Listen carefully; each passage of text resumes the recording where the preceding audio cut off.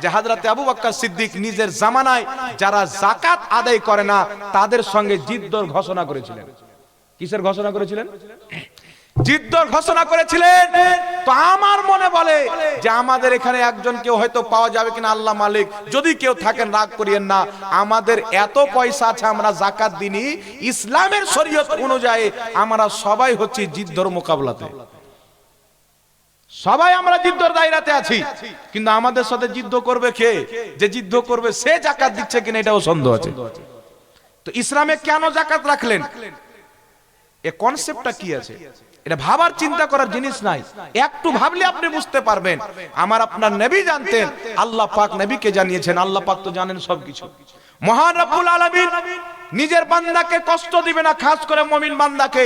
তাই আল্লাহ তাবারাক ওয়া তাআলা শরীয়তের মধ্যে বিধান করলেন। আল্লাহ বলছেন, বান্দা তোমার যখন ফসল উঠবে, জমিন থেকে যা কিছু বের হবে তার উসুর আদা করো, ওসুর বের করো। তোমার যখন টাকা হবে এটা ইজ যাকাত, তুমি যাকাত আদায় করো। কেন? আল্লাহ তাবারাক ওয়া তাআলা কিয়ামত পর্যন্ত না, আল্লাহর কোনো জ্ঞানের সীমা না, সব কিছু আল্লাহ দেখেন। যা হয়েছে, যা হচ্ছে, যত কিছু হবে আল্লাহ সব দেখনেওয়ালা। আল্লাহ তাবারাক ওয়া তাআলা জানেন আমার কত বান্দা হবে তারা গরিব হবে, কত বান্দাকে আমি ধনী করব, কত বান্দাকে মাল দান করব, কত বান্দাকে আমি গরিব বানাবো। তাই আল্লাহ তাবারাক ওয়া তাআলা ইসলামের মধ্যে নিয়ম করে দিলেন, তোমরা যখন ইনকাম করবে, টাকায় রোজগার করবে, গয়না গাঠি কিনবে, তোমাদের এই জিনিসগুলির যাকাত বের করে তোমাদের গ্রামে আত্মীয় স্বজনে যারা গরিব আছে এই টাকাগুলি তাদেরকে দিয়ে দিবে, যেন ইসলামের মধ্যে গরিবই না থাকে। জোরে বলে। কিন্তু এই কর্মটা আমরা করেছি বাবজি? জোরে বলে।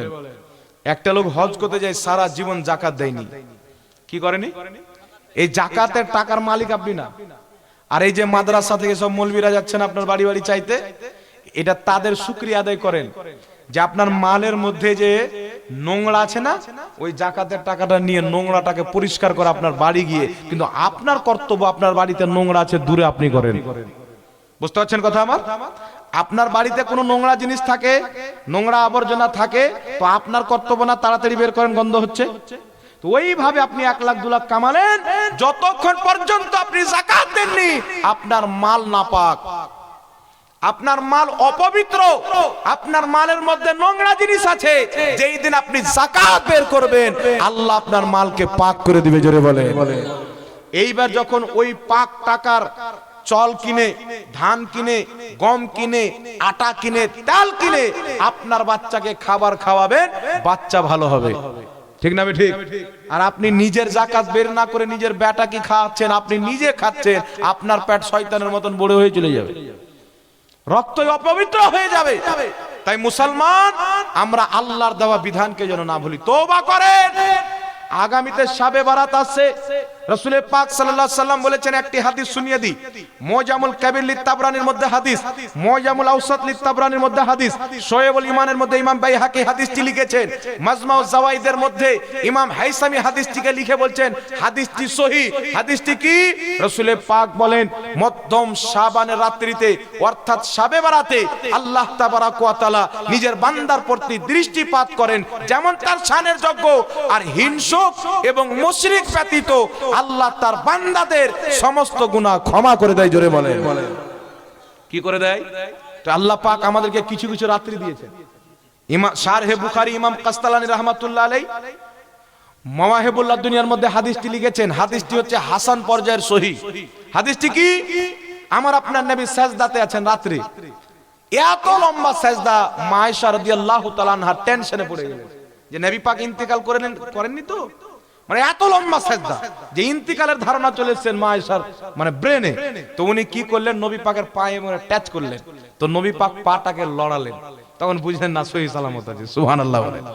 রাসূল পাক সাল্লাল্লাহু আলাইহি ওয়াসাল্লাম বুঝতে পেরেছেন আয়েশার মনে কি চলছে। নবী পাকের নামাজ শেষ, রাসূল পাক বলছেন, আয়েশা তুমি কি জানো আজকে রাত্রি কোন রাত্রি? এই রাত্রিতে আল্লাহ তাবারাক ওয়া তাআলা নিজের সকল সৃষ্টির প্রতি দৃষ্টিপাত করেন, যেমন তার শানের যোগ্য। আর আল্লাহ পাক ডেকে ডেকে বলে, কে আছো আমার কাছে ক্ষমা চাইবে, কে আছো আমার কাছে মাপ চাইবে, কে আছে আমার কাছে রিজিক চাইবে। আজকে আমি হিংসুক এবং মুশরিক ব্যতীত আমার বান্দার সব গুনাহ ক্ষমা করে দিব, এবং যারা হিংসাকারী, শিরককারী, মূর্তি পূজাকারী, আমি আল্লাহ তাদেরকে সময় দিব তারা যেন তওবা করে নেয়। জোরে বলুন সুবহানাল্লাহ। তারা রাসূল পাক সাল্লাল্লাহু আলাইহি ওয়াসাল্লাম এই দিন রাতে খাস করে ইবাদত করতেন বেশি করে। তাই আমাদেরকে আল্লাহ কিছু কিছু রাত্রি দিয়েছেন যেগুলো রাত্রে দোয়া কবুল হয়। যেমন মুসান্নাফে আব্দুর রাজ্জাকের মধ্যে হাদিস, হযরতে আব্দুল্লাহ ইবনে ওমর রাদিয়াল্লাহু তাআলা আনহু বলেন, নিশ্চয় 5টি রাত্রে দোয়া বেশি কবুল হয়। কটি রাত্রে? একটু লক্ষ্য করবেন বাবজি, কটি রাত্রে দোয়া কবুল হয়? 5টি রাত্রে দোয়া কবুল হয়। লাইলাতুল জুমআ, একটি জুমার রাত্রে, যেটা আমরা প্রত্যেক সপ্তাহ পাই, কিন্তু যেমন অন্যদিন ঘুমে কাটে, জুমার রাত্রিটাও ঘুমে কাটে, নাই? এর ফজিলত আমরা বুঝিনি। তারপরে নবী পাক সাল্লাল্লাহু আলাইহি সাল্লাম বলছেন যে দ্বিতীয় নম্বরে হচ্ছে রজব মাসের একটি রাত, যে রাত্রিতে নবীর মেরাজ হয়েছিল। সুবহানাল্লাহ। তারপরে হচ্ছে হযরতে আব্দুল্লাহ ইবনে ওমর রাদিয়াল্লাহু তাআলা আনহু বলছেন দুটি রাত হলো, আর দুটি রাত হচ্ছে তিনি বলছেন লাইলাতুল ঈদাইন, দুই ঈদের দুই রাত্রিতে যারা আল্লাহর কাছে দোয়া করবে ওই রাত্রিতে সবচাইতে বেশি দোয়া কবুল হয়। জোরে বলেন। কিন্তু আমাদের সিস্টেম কি হয় জানেন? আর এক রাত্রি বলছি, 4টা রাত্রি হলো, জুমার রাত্রি, রজব মাসের মেরাজের রাত্রি, দুই ঈদের রাত্রি, 4টি রাত হলো, একটি রাত্রি বলছি। কিন্তু এই যে দুই ঈদের রাত্রি, আমরা ইবাদত জুমার রাত্রিতেও করি না, আর এই যে মেরাজের রাত্রিতে কেউ কেউ করে, কেউ কেউ করে না। তারপরে আপনার দুই ঈদের রাত্রি, দুই ঈদের রাত্রিতে বেশিরভাগ এই মেহেন্দি লাগালাগিতে চলে যায়। জি, দেখবেন সমাজের মধ্যে আছে যে কিছু যুবক ছেলে পিলা আছে, এদের আবার মহিলা সাজার খুব ঢং। আমার আপনার নবী বলেছেন, কোন মহিলা যদি কোনো পুরুষের নকল করে সে জাহান্নামী, জান্নাতের খুশবু পাবে না। কোন পুরুষ যদি কোনো মহিলার নকল করে তাহলে সে জাহান্নামে যাবে, জান্নাতের খুশবু পাবে না। তো মেহেন্দি লাগা এটা মহিলাদের কাজ, এটা পুরুষদের কাজ না। যারা মেহেন্দি লাগাবে নিঃসন্দেহে তারা এটা হারাম কাজ করলো। এই হারাম কাজ করলে জান্নাতে যাবে না, জাহান্নামে। জি, তাহলে এই কাজটা করা যাবে। দেখা যাচ্ছে ঈদের রাত্রি আমাদেরকে কি দেওয়া হয়েছিল, যে তোমরা এই রাত্রিতে 1 মাসের রোজা রাখলে, আনন্দের রাত্রি। শুধু বান্দা না, খোদা পাকও আনন্দ হয়। কেন জানেন? এই জন্য যে আমরা 30টা দিন না খেয়ে থেকেছি, একমাত্র আমাদের রবের কারণে। সুবহানাল্লাহ। কার কারণে? জোরে বলেন। কেউ যদি আপনাকে বলে যে কোন পুলিশ যদি সাজা দেয় যে তোমাকে 30 দিন রোজা রাখতে হবে, পুলিশ সাজা দিল, এটা আল্লাহর পক্ষ থেকে না, তারা মানুষ কি করে জানেন? বাথরুমে গিয়ে, বাথরুম যে ওই কুলুপ নিতে যাবে, ওই পানি পান করে নেবে লুকিয়ে বাথরুমের মধ্যে, দেখতে পাবে না। না কি বলেন? না খেয়ে থাকবে। জোরে বলেন। কিন্তু আমরা আল্লাহকে এত ভয় করি, আল্লাহ তাবারাক ওয়া তাআলাকে এত ভয় করি, এত আমাদের মধ্যে ভয় যে আমরা 30টা রোজা আল্লাহকে দেখিনি, আর আল্লাহ সঙ্গে সঙ্গে আযাবও দেয় না, তবু আমরা 30টা রোজা না খেয়ে থাকি। কেন? একমাত্র আল্লাহর মহব্বতে। জোরে বলেন সুবহানাল্লাহ। কার মহব্বতে? আল্লাহর মহব্বতে। তাহলে একজন বান্দার উপর আল্লাহ 1 মাসের রোজা ফরজ করেছেন। 1 মাস 29 দিনে হতে পারে, 30 দিনে হতে পারে, ঠিক না? অনেক কেউ বলে যে 29টা রোজা হলো, রোজা পুরলো না, ভুল ধারণা। 29টা হলো রোজা ফুল হলো, 30টা হলো রোজা ফুল হলো, পুরে গেল। কারণ ইসলামে মহিনা 2 প্রকার, 29, 30।